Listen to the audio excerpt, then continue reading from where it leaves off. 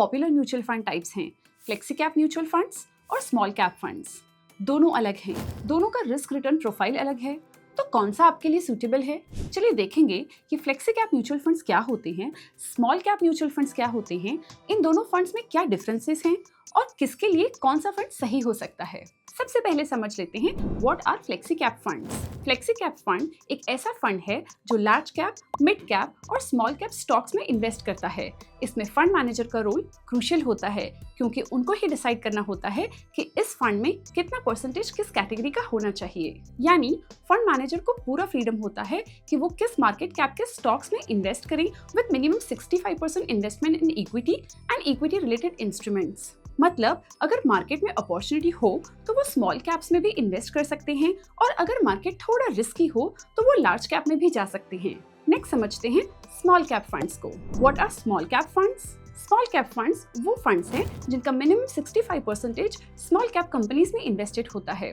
Small cap companies का मतलब है कि इन कंपनीज का मार्केट कैपिटलाइजेशन छोटा होता है। इन फंड्स को हाई रिस्क और potential high reward funds consider किया जा सकता है।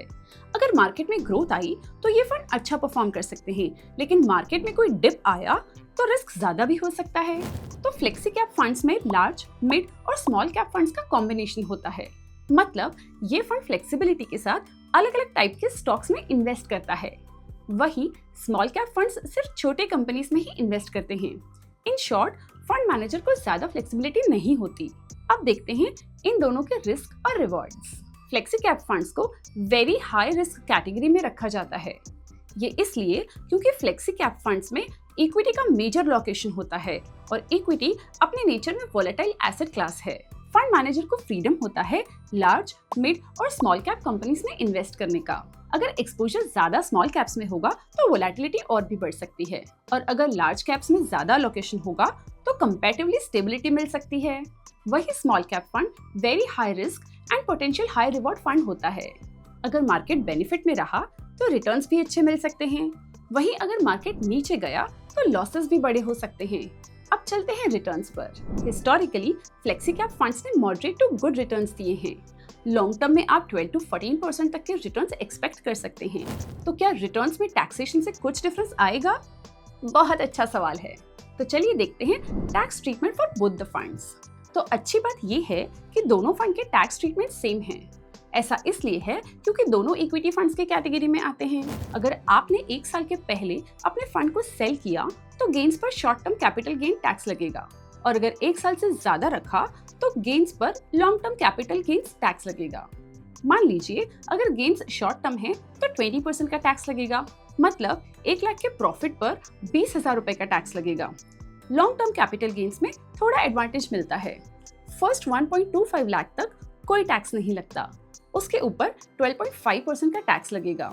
मतलब अगर long term capital gains 2.25 lakh के हैं तो टैक्स सिर्फ 1 लाख रुपए पर लगेगा।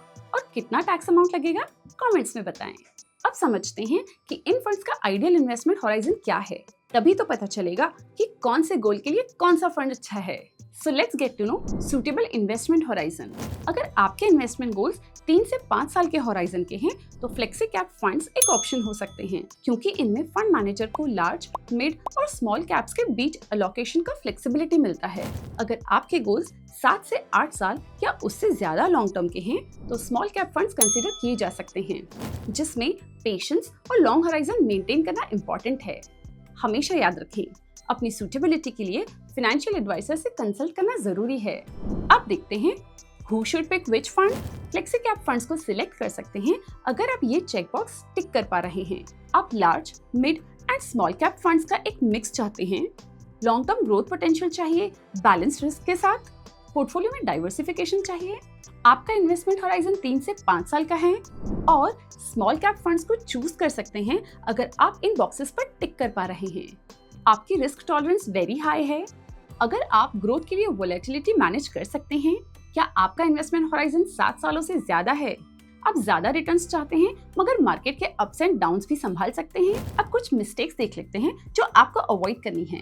Let's see the common mistakes to avoid in flexi cap and small cap funds. Number 1, only looking at past returns. काफी इन्वेस्टर्स अपने इन्वेस्टमेंट्स सिर्फ पास्ट रिटर्न्स के बेसिस पे करते हैं। यानी अगर एक फंड ने लास्ट कुछ सालों में अच्छा रिटर्न दिया है तो वो फ्यूचर में भी ऐसे ही परफॉर्म करेगा, ये सोचना गलत है। मार्केट्स हमेशा फ्लक्चुएट करते रहते हैं। जो कल अच्छा परफॉर्म कर रहा था वो आज या कल उतना ही अच्छा परफॉर्म नहीं कर सकता है। पास्ट परफॉर्मेंस सिर्फ एक रेफरेंस हो सकता है, लेकिन फ्यूचर रिटर्न्स अलग हो सकते हैं। नेक्स्ट मिस्टेक हो सकती है ignoring the risk tolerance. Small cap funds high risk potential high reward वाली स्ट्रैटेजी को फॉलो करते हैं। अगर आपका रिस्क टॉलरेंस लो है और आप मार्केट के स्विंग्स को हैंडल नहीं कर सकते, तो आपको स्मॉल कैप फंड्स में इन्वेस्ट नहीं करना चाहिए। The next one is not taking fund manager strategy into consideration. Flexi cap funds में फंड मैनेजर को फ्लेक्सिबिलिटी होती है कि वो किस सेक्टर या मार्केट कैप में इन्वेस्ट करें। अगर आप फंड मैनेजर की स्ट्रैटेजी को समझ के इन्वेस्ट नहीं करेंगे तो आपको फंड के परफॉर्मेंस के ऊपर कंट्रोल नहीं होगा। ये मिस्टेक ना करें कि बस पास्ट रिटर्न्स देखकर इन्वेस्ट कर दें।